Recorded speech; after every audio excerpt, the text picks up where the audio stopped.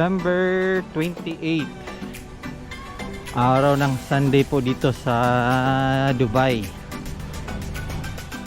So today guys ay pupunta po tayo doon sa itatry natin yung Dow Cruise. Andan yung building namin, andito lang yung MSN kung saan tayo nagpapadala ng mga bagahe papuntang Pinas. So yung presyo pala kung galing dito sa UAE papuntang Mindanao nasa 134. Ayan, dyan ako nagpadala kanina. Wala na po yung box natin. Malapit na rin matapos yung September. Papasok na yung taglamig. Ayan, sarap na magpasyal-pasyal po dito, maglakad-lakad po dito sa UAE. So supposed to be may tournament ngayon sa table tennis. Baka siguro dadaan lang ako, pero ang plano ko ngayon ay sasakay po tayo ng Dow Cruise.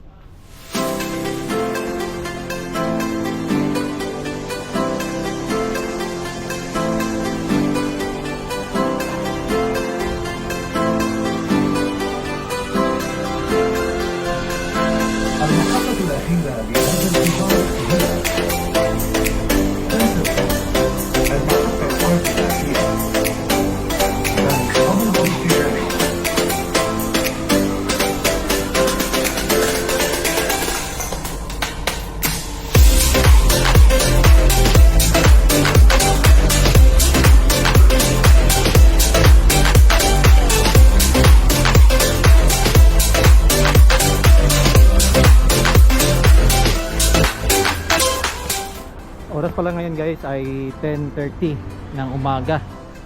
Ayan. So mamayang mga alas 4 pa yung yung sa bangka, kaya laro muna tayo ng table tennis ngayong umaga guys. So papasok na yung winter. Magkakaroon na naman ng mga night market dito po sa Dubai. So isa to sa area na magkaroon ng mga night market guys. Maraming ukay-ukay, kainan. So pasyalan naman yan ng mga Pinoy. So dito kami naglalaro guys ng table tennis at saka ng billiard. Ito pala yung my friend ko, Chacha. Good morning. Good morning.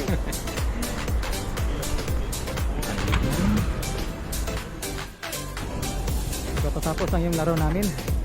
Grabe, mga 1:30 ng oras ngayon. So yung cruise pala guys, may 29, may 39, may 59, may 99. Depende sa amenities, depende sa barkong sasakyan. Yung sa atin ngayon ay yung traditional, yung Dow Cruise, yung luma. Pero mas maganda, mas gusto ko yun dahil traditional nga.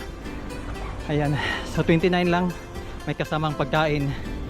So doon tayo mag-start doon sa Burjuman. Then sasakyan naman tayo ng train Green Line papuntang Al Jadaf.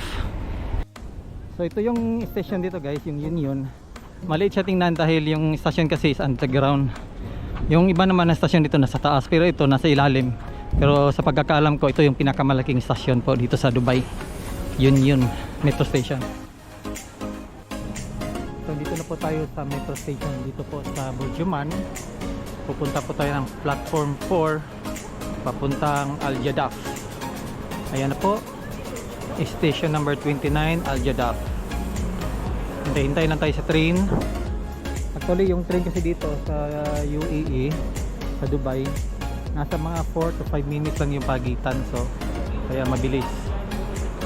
So makikita dyan sa monitor, nasa 3 minutes na lang darating na yung train papuntang creek na dadaan ng Al Jadaf. Ayan, nandito po tayo sa Borgioman.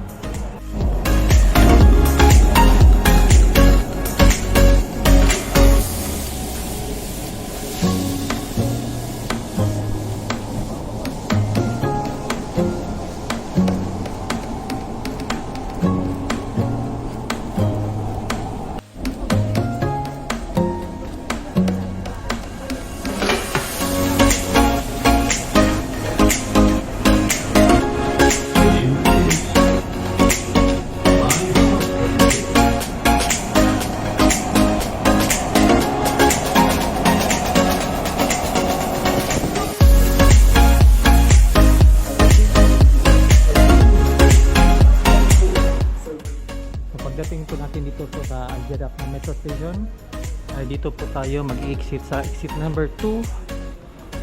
At saka may mga instruction naman sila binigay sa atin through WhatsApp.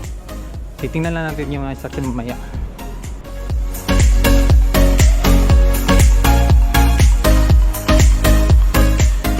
Ayan, no? Andun tayo galing. Medyo malayo pa pala sa mula doon sa metro yung yung port. Ayan, papasok tayo dyan sa likod ng building na to. At least okay lang maglakad ngayon dito guys, dahil at least hindi siya mainit. Oh, nasa likuran tayo ng mga building na to. Grabe guys, napakaganda. Pero ginagawa pa, hindi pa siya tapos talaga, kaya wala pang tao. Maganda yung mga architectural nito. Ayan, tapos may ano pa, kanal.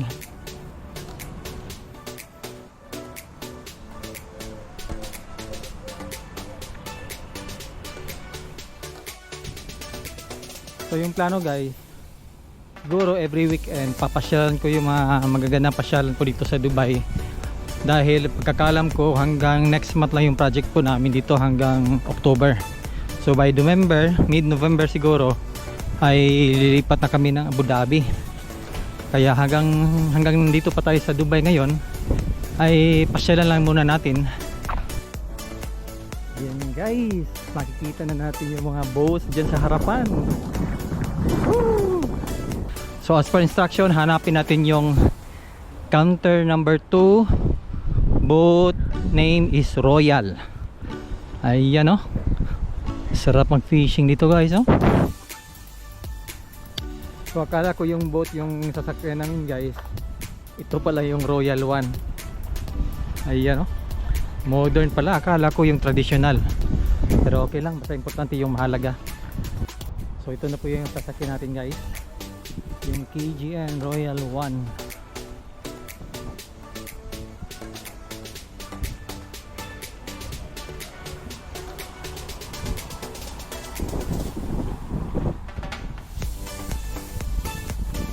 Hello pare, ito pala yung daan. Ay ba? Hello, good afternoon pare. How are you?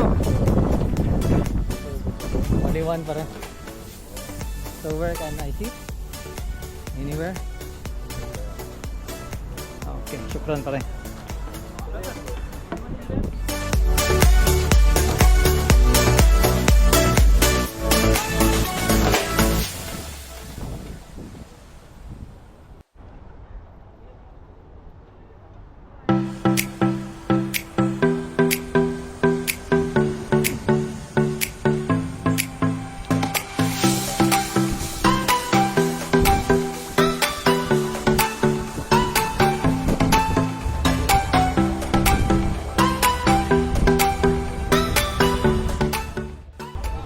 Yung schedule is 5 o'clock pero ang oras ngayon is 5:20. Dalawang oras yung biyahe po namin papuntang paikot dito po sa Dubai Canal. Ayun.